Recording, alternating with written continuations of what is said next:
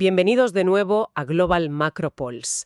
A ver si miramos las pantallas. En este preciso instante estamos presenciando una de las divergencias estructurales más profundas y francamente más fascinantes de los últimos ciclos financieros. Totalmente inusual, o sea, la acción del precio hoy es extrema. Por un lado, si observamos la curva de tipos, el mercado de renta fija está descontando con una precisión casi quirúrgica un aterrizaje forzoso y abrupto de la economía estadounidense. Y simultáneamente en la otra pantalla el mercado del petróleo está valorando un shock de oferta de proporciones apocalípticas en Oriente Medio. Es una auténtica esquizofrenia de grado institucional.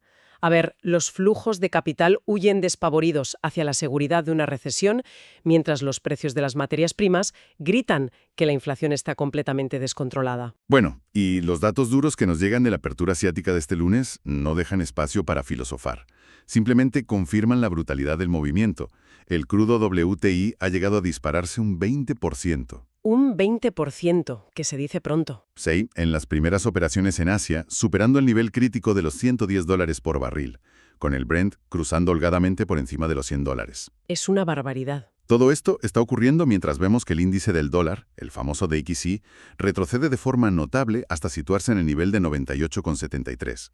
El mercado está en modo pánico, pero de una manera muy específica y calculada. Es un escenario que quita el hipo, desde luego. Pero el riesgo sistémico no surge de la nada en los mercados. Siempre requiere un catalizador, una chispa que encienda la pólvora. Y esa chispa llegó el viernes. Exacto. Llegó la semana pasada en forma de un colapso en los datos de empleo. Para nuestros oyentes que buscan entender cómo hemos llegado a este punto de ebullición, vamos a desgranar esa publicación, porque marca un claro antes y un después en la narrativa macroeconómica.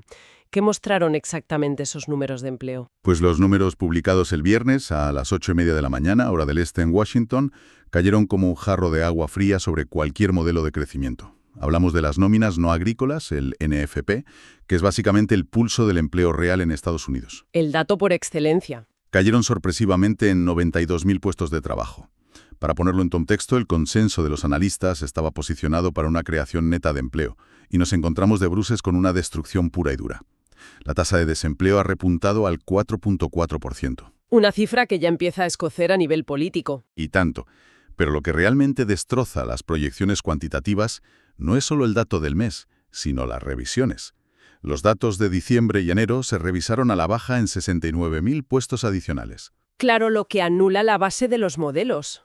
Fundamental entender esto. O sea, los modelos predictivos asumen una base sobre la cual proyectar, y cuando te revisan el pasado a la baja, el efecto dominó en los algoritmos es letal. Esto no es un error estadístico aislado, es una tendencia bajista confirmada. Y la respuesta en la renta fija fue inmediata. Brutal. La rentabilidad del bono a 2 años, el activo más sensible a las expectativas de tipos, colapsó, cayendo a plomo hasta el 3,55%.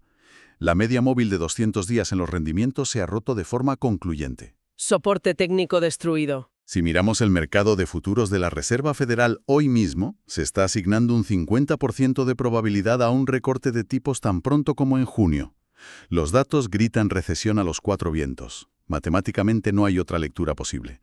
Vale, a ver, los datos gritan recesión. Pero corrígeme si me equivoco. Históricamente, el mercado siempre comete el error de asumir que la Reserva Federal acudirá al rescate como si fuera a la caballería al primer síntoma de debilidad económica. El famoso Fed Food. El famoso Fed Put, sí. Sin embargo, lo que a menudo se pasa por alto es que estamos atravesando un cambio de paradigma inmenso. Ya no estamos en los años 2010, vivimos en una era de dominancia fiscal. Un entorno muy distinto, claro. Un entorno donde la deuda gubernamental es tan colosal que los bancos centrales están perdiendo su independencia real.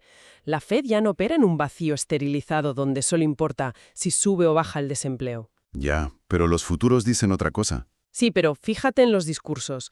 Varios miembros del comité, como Hammack y Daly, han sido muy explícitos en sus últimas intervenciones, insistiendo en la necesidad imperiosa de mantener los tipos estables y no dar un volantazo ante fluctuaciones puntuales. Bueno, ¿es que no quieren asustar más al mercado? Y porque se enfrentan al fantasma de un escenario estanflacionario de manual. El empleo está colapsando, sí, pero la inflación impulsada por la geopolítica está a punto de explotar. Si decidieran recortar los tipos agresivamente en junio con el petróleo desbocado, sería el equivalente a intentar apagar un incendio con gasolina.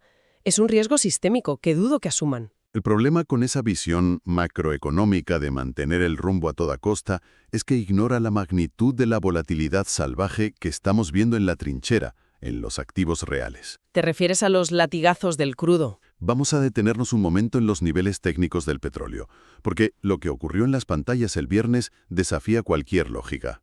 El WTI llegó a subir un 30% intradía, Un 30% en el petróleo es inaudito. tocando los $119.5 por barril, un movimiento del 30% en el activo más líquido y vital para el engranaje del mundo, para luego, en la misma sesión, desplomarse un 11% hasta los $81.7, cerrando el viernes en $85.15. Es una auténtica montaña rusa. Eso liquida a cualquiera que esté apalancado. Exactamente. Y esa acción de precio dejó una divergencia de volumen masiva en los gráficos. Se negociaron volúmenes históricos absolutos justo en los máximos, y el mercado colapsó inmediatamente después.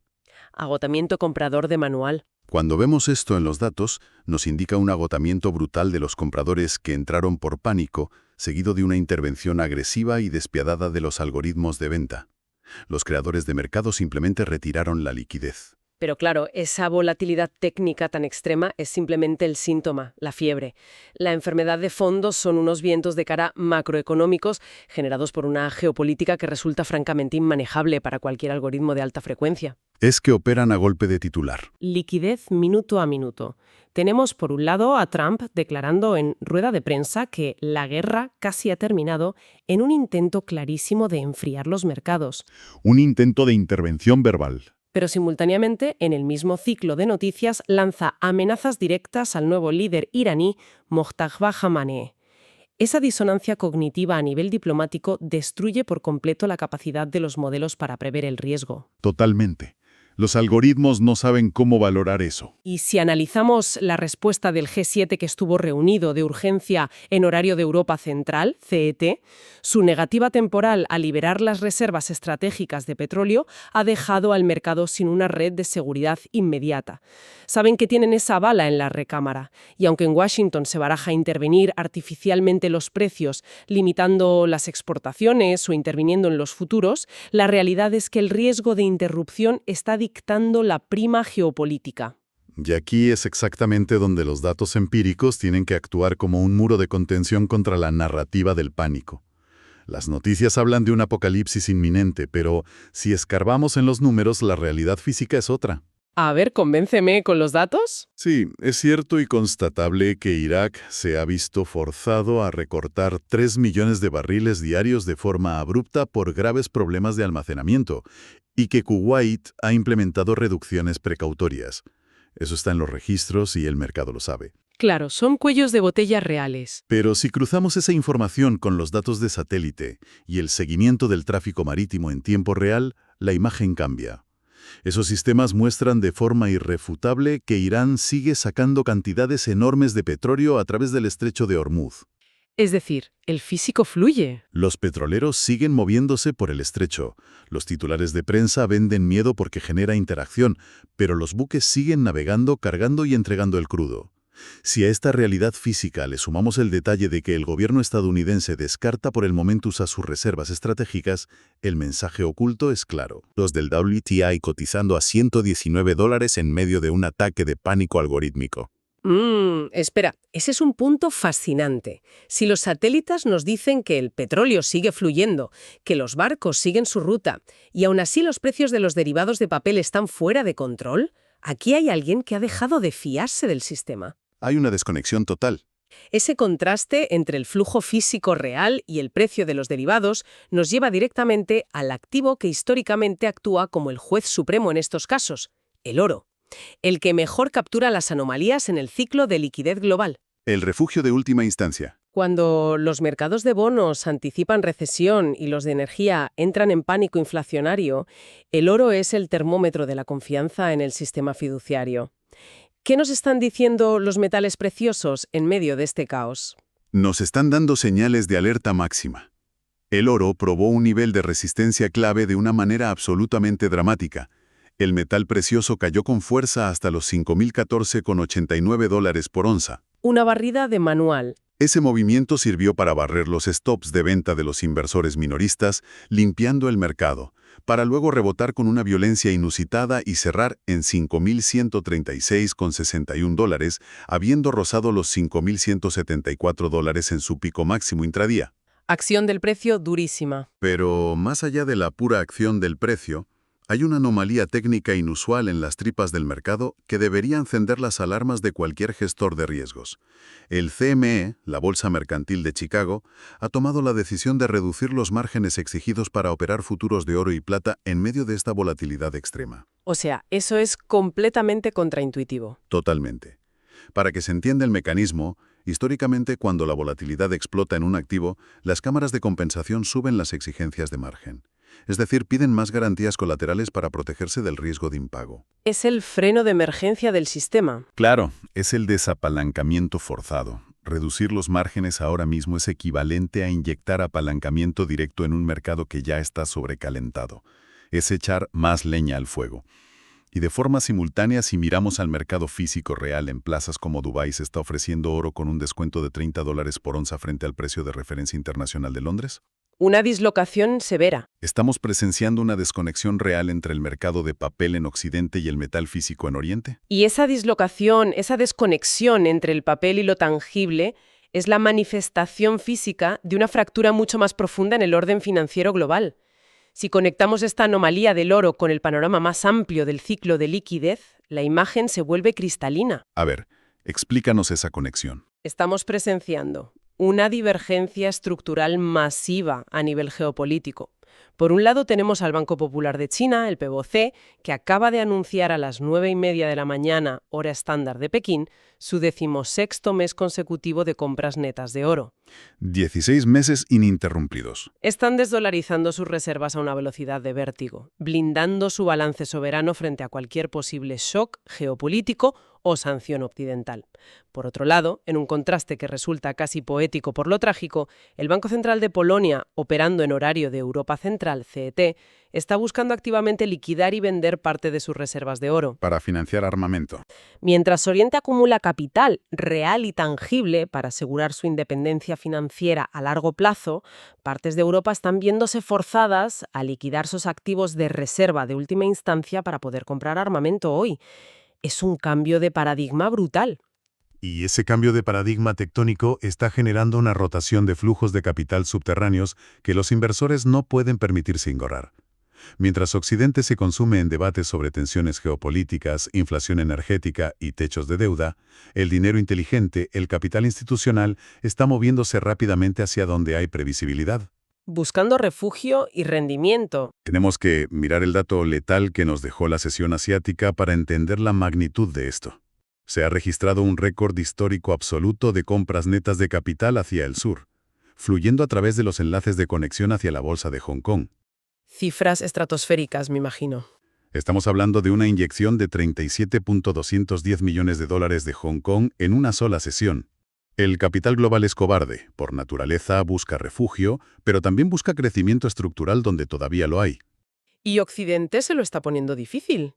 Claro, mientras Estados Unidos impone controles de exportación globales cada vez más estrictos, exigiendo licencias gubernamentales, incluso para comercializar los chips de inteligencia artificial de nueva generación de Nvidia y AMD, intentando asfixiar el desarrollo tecnológico de sus rivales, el dinero institucional fluye masivamente hacia China. Y no es una mera coincidencia. Para nada. El gobierno chino acaba de fijar un objetivo oficial de crecimiento del PIB en la horquilla del 4,5% al 5%, y un objetivo de inflación, el IPC, de apenas el 2%. Todo esto anunciado en su Congreso Nacional del Pueblo. Básicamente están ofreciendo un oasis de estabilidad macroeconómica predecible en un mundo que ahora mismo carece por completo de ella. Este punto que tocas sobre los controles de exportación tecnológica es vital para entender la década en la que entramos. Estamos pasando, casi sin darnos cuenta, de un mundo de libre comercio tecnológico, donde la eficiencia dictaba las cadenas de suministros, a un mundo de bloques comerciales cerrados, donde la tecnología es armamento económico puro. Totalmente de acuerdo, es un arma. Y esto nos lleva a la pregunta fundamental para cualquiera que nos esté escuchando. ¿Y todo esto qué significa para las carteras? ¿Cómo se posiciona el capital cuando los fundamentos tradicionales de diversificación se desintegran frente a nuestros ojos en las pantallas? Ahí es donde divergen las opiniones. Desde una perspectiva macroeconómica estratégica, yo estoy convencida de que el argumento a favor de adoptar una postura profundamente defensiva contra este riesgo sistémico es abrumador. La cartera clásica 60-40 va a ser triturada, El 60-40 lleva años en entredicho. pero ahora va a ser devorada viva por estos vientos de cara macroeconómicos. La teoría dice que cuando las acciones caen, los bonos suben y te protegen. Pero cuando la correlación entre bonos y acciones se vuelve positiva en un entorno de estanflación severa, es decir, cuando ambos caen a la vez porque la inflación erosiona todo, la diversificación tradicional se revela como un mito. Entonces, ¿cuál es tu alternativa? En este nuevo régimen, los inversores necesitan reposicionarse urgentemente hacia activos reales, tangibles, hacia el sector de la energía de forma estructural, hacia metales preciosos físicos y hacia geografías que no estén directamente expuestas al colapso del multiplicador fiscal occidental. Hay que buscar refugios duros. Pues a ver, yo no termino de ver clara esa estrategia defensiva a ultranza. Disiento de esa aproximación tan pesimista de comprar, mantener y esperar el fin del mundo. Los mercados, altamente volátiles por su propia naturaleza caótica, ofrecen ineficiencias de precios brutales, y ahí es donde está la oportunidad real.